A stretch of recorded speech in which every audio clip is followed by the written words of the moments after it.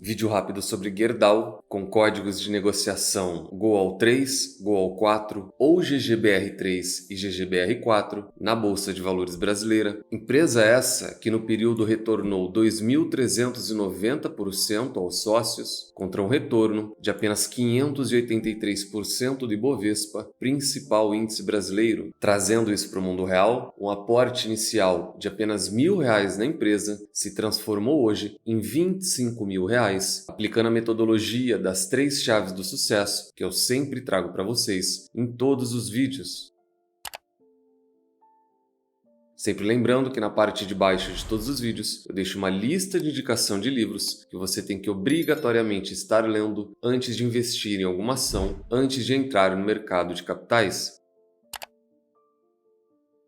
Considere também ser membro do canal, ter acesso ao material e a metodologia completa, estratégia de diversificação, gerenciamento de risco e os movimentos realizados na nossa carteira. A gente vai comentar o balanço da empresa de maneira um pouco mais aprofundada, entender por que as ações subiram, mesmo com o resultado desabando 50%. Vamos falar sobre dividendos, calcular preço teto, calcular também preço justo e no final do vídeo a minha opinião quanto ao resultado da empresa. Tanto o GGBR4 quanto a metalúrgica, a GOAL4, as ações reagiram de maneira positiva, sendo que nos últimos 12 meses a companhia acumula uma queda de quase 5%. Recentemente a gente teve a aprovação da bonificação, já muito discutida por nós aqui no canal. Antes mesmo do resultado da empresa, a Genial passou a recomendar compra da ação, com uma alta expectativa no controle de custos da empresa, a gente já vai ver sobre isso. E junto à divulgação do balanço, a gente também teve anúncio de dividendos, tanto de GGBR4 quanto de GOAL4. GOAL4, matéria principal desse vídeo, nós tivemos um anúncio de quase R$ 200 milhões.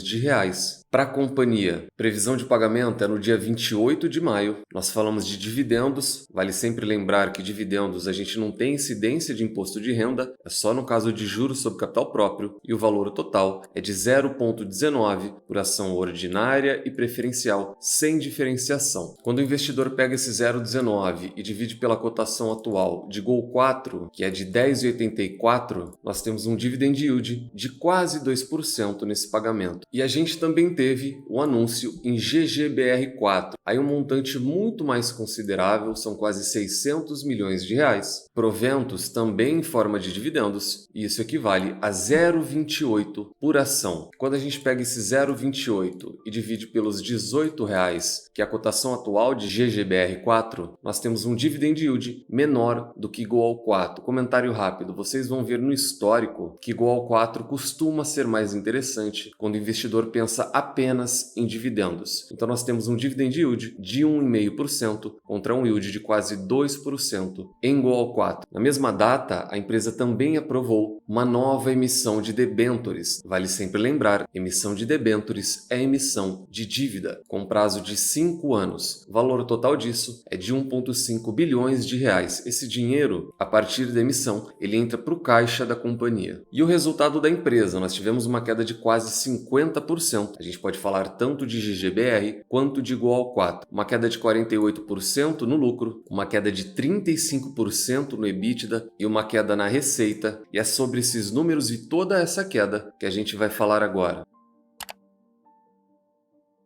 Números oficiais da companhia, sempre acessem o RI de todas as suas investidas. Nesse caso, nós falamos da metalúrgica Gerdau, GOAL4. Nos destaques da empresa, ela vai trazer todo o comparativo com o quarto trimestre do ano passado, o que não é o ideal. Ela traz esse comparativo em vendas, ela traz esse comparativo em EBITDA e a mesma situação do lucro líquido, quase R$ 1 bilhão na parte de investimentos, R$ 200 milhões em proventos. Ponto muito interessante e que a gente trouxe no último vídeo foi a venda dessas participações nas joint ventures da Colômbia e República Dominicana. A gente debateu tudo isso, são ativos que a empresa não tem mais interesse e que na visão dela não são tão rentáveis. E eu deixei minha opinião, achei uma estratégia correta, porque não só a empresa, mas todo o setor está passando por um momento de dificuldade e se desfazer daquilo que não é tão rentável e voltar o seu foco para aquilo que você tem de melhor e que é mais rentável, sem dúvida alguma é uma excelente estratégia. No resultado consolidado, a gente tem desempenho operacional e a gente tem produção e vendas. E aqui já fica um comentário. Vocês vão perceber que quando a gente fala de empresas cíclicas ou empresas com comportamentos cíclicos, elas funcionam de maneira muito similar. Em que sentido? Nós podemos falar da Vale, nós podemos falar da Klabin, nós podemos falar de diversas outras empresas ligadas a commodities. Todas elas, quando a gente pega o operacional e aqui a gente fala da produção, elas ainda performam bem. Quando a gente compara a produção do primeiro TRI de 24 contra 23, a produção cresceu. Só que essa é a regra para toda empresa com comportamento cíclico. Não basta ela fazer um ótimo trabalho internamente, ela ainda depende de um fator externo, de um fator de oferta e demanda, de um fator de preço, e isso também se aplica à Gerdau. A empresa produziu bem, produziu mais, porém vendeu menos, muito provavelmente com preço praticado também menor. Por isso, essa queda brusca de 50% no lucro, sem levar em consideração também essa penetração do aço chinês ou aço importado, que a gente fala de algo em torno de 20%. E de que maneira se espalha o negócio da Gerdau, a operação de vendas, quem são os principais clientes da empresa? A gente tem Brasil representando mais de 46% e o segundo maior cliente da empresa, onde ela também tem operação, é o mercado norte-americano. E isso é uma das coisas que eu gosto da empresa, essa exposição e essa produção também dolarizada. A América do Sul representa uma fatia de 8% e aços especiais 12%. E dentro desses locais de operação, qual é a participação de cada um deles no EBITDA da companhia? E isso aqui mostra a importância de uma exposição em dólar. Mesmo o maior mercado da companhia sendo o Brasil, nós temos ele aqui em azul escuro, o Brasil dentro do EBITDA total da GOL4 representa pouco mais de 20%. Quando a gente olha o mercado norte-americano, aí a gente já fala de mais de 50%. E eu sempre trago essa necessidade de exposição dolarizada quando a gente olha para a VEG, quando a gente olha para a Home, quando a gente olha diversas outras empresas que já têm certa receita em dólar e que ao mesmo tempo têm um grande potencial de crescimento fora do Brasil. A gente vai voltar a falar da receita no consolidado, mas vale lembrar que apesar dessa queda no anual, a empresa cresceu 10% quando comparado àquele resultado muito ruim do final do ano passado. Parte da dívida sempre foi um ponto muito positivo de GOL4. Apesar dela estar crescendo, e aqui a gente fala da relação dívida versus EBITDA, vale sempre lembrar que o EBITDA da companhia também está em queda e contribui para que essa alavancagem da empresa continue aumentando. Só que a gente fala de um aumento muito marginal. Em uma base anual, a gente teve um aumento muito pequeno, saindo de 0,2 vezes para 0,3 vezes. Uma relação de dívida líquida versus EBITDA excelente, é abaixo de uma vez. Então, por mais que o cenário de vendas e de preço praticado não seja tão legal para a empresa, que de fato ele não é, essa gestão de caixa, gestão de dívida, ela sempre foi positiva na empresa. E isso ajuda muito, principalmente em momentos de dificuldade, momentos de recessão, que toda empresa passa. E quando a gente olha mais de perto, a estrutura da dívida da empresa, ela é muito saudável. Vencimentos curtos, quando a gente compara com a liquidez da companhia, eles são muito baixos. E a gente começa a ter algo um pouco mais significativo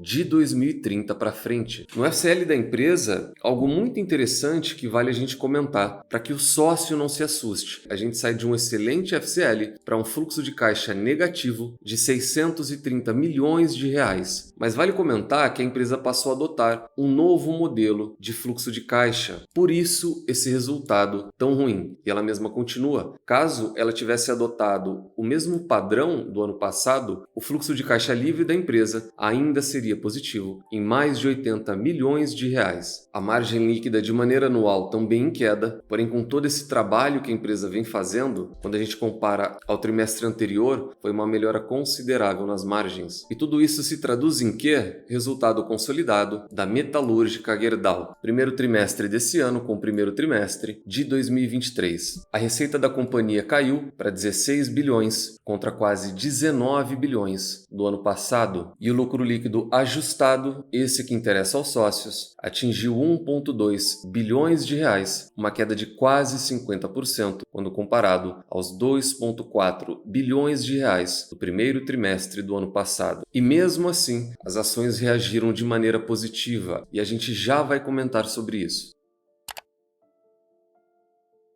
Goal 4, que coberta por 3 casas ou 3 analistas, tem 2 recomendações neutra e uma recomendação para compra, nenhuma recomendação de venda para a empresa.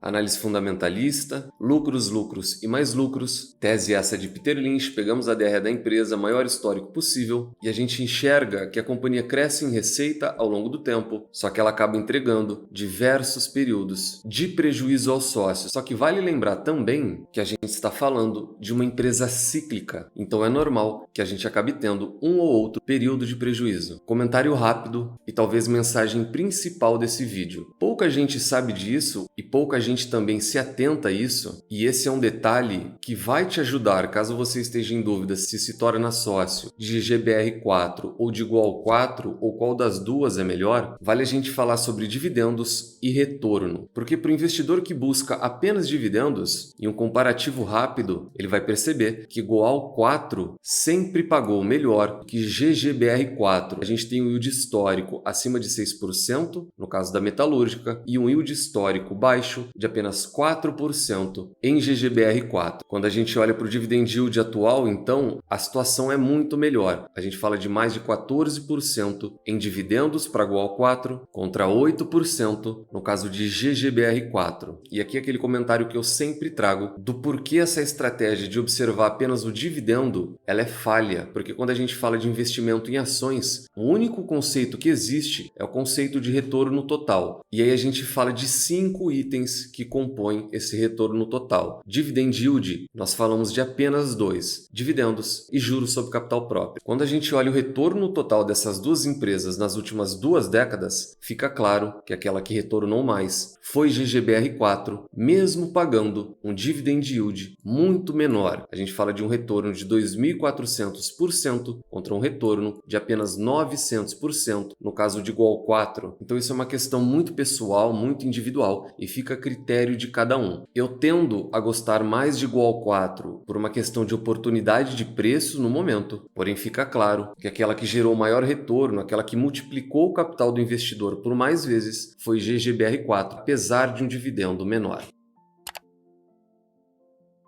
Preço teto, tese essa de Luiz Barsi Filho. A empresa tem uma ótima frequência de pagamentos, ela costuma pagar de 3 a 4 vezes no ano, e a empresa já passou aquele pico de proventos, aquele pico de lucro. O melhor momento dela, assim como nas outras empresas cíclicas, já ficou para trás. Então, na questão do preço teto, também fica a critério de cada investidor. Ele pode fazer a média dos últimos 5 anos, ele pode se utilizar do último ano fiscal fechado, ou ele pode fazer um preditivo. Como a gente já enxerga que o lucro da companhia está em queda, e isso é normal por conta do comportamento cíclico, a gente poderia estimar, por exemplo, que ela não vá pagar esse 1,61, que esses proventos vão continuar em queda. Então, de maneira conservadora, qualquer coisa abaixo de R$ 1,50 é bem possível, no caso de GGBR4, por exemplo. Nós dividimos isso por 6%, que é o mínimo aceitável pelo Barsi em forma de remuneração, e nós teríamos um preço teto de R$ 25, também já acima da cotação atual da empresa. Preço justo, tese essa de Benjamin Graham. Preço justo e preço teto são teses diferentes com finalidades também diferentes. O investidor pega 22,5, multiplica pelo Earnings Per Share, que é o LPA, 3,86, multiplica novamente pelo Business Value Per Share, que é o VPA, 24, extraímos a raiz quadrada e a gente tem um preço justo de mais de R$ 45. Para Gerdau. E o que esse balanço traz de positivo e de negativo para o sócio e para o investidor? De negativo, e a princípio, o investidor poderia olhar e ver uma queda de 50% e se assustar, só que em contrapartida, as ações da empresa subiram bastante, responderam de maneira positiva. E por que isso aconteceu? É porque apesar dessa queda, a companhia vem fazendo um bom trabalho internamente, o operacional ainda está bom, a empresa está trabalhando fortemente na parte de custos, ela está se desfazendo de ativos não tão lucrativos, e esse lucro veio muito em linha com o que o mercado esperava. Por que o mercado já espera essa queda? Vale lembrar que no ano passado inteiro, do primeiro trimestre ao quarto trimestre, a Vale também teve queda no seu resultado, quedas de 30%, 40%, 50%. A Klabin, mesma situação. A Irani, também uma empresa de comportamento cíclico, reporta queda no seu lucro há muitos trimestres de maneira consecutiva, 30%, 40%, 50%. Então, o investidor que quer ser sócio desse tipo de empresa, por isso as categorias de Peter Lynch, apesar de parecerem um negócio meio chato do investidor fazer, elas são extremamente importantes. Quando o investidor decide se tornar sócio da Gerdau, ele tem que estar ciente que a empresa vai viver esses picos e vai viver momentos de queda, até que novamente, em ciclos de alta de commodities, de minério, de demanda chinesa, também seja mais demandado o aço e todos os produtos da empresa. Então aquilo que a princípio parece ruim, na realidade é o normal da empresa. Portanto, hoje falamos da Gerdau, Goal e GGBR. São duas empresas interessantes e que vale a pena o investidor sempre se atentar a um pouco do macro, um pouco de mercado, um pouco de China, porque eles têm grande impacto nessa relação de oferta e demanda de aço. Deixe no comentário se gostaram ou não, se são sócios ou não da empresa. Nunca se esqueçam das 3 chaves do sucesso. Encontre excelentes empresas a preços atrativos, com uma excelente gestão e nunca mais as vendam. Tranque as 7 chaves. O Value Investing foi e ainda é a melhor maneira do investidor pequeno e individual multiplicar o seu capital na Bolsa de Valores. Nos vemos no próximo vídeo e até lá!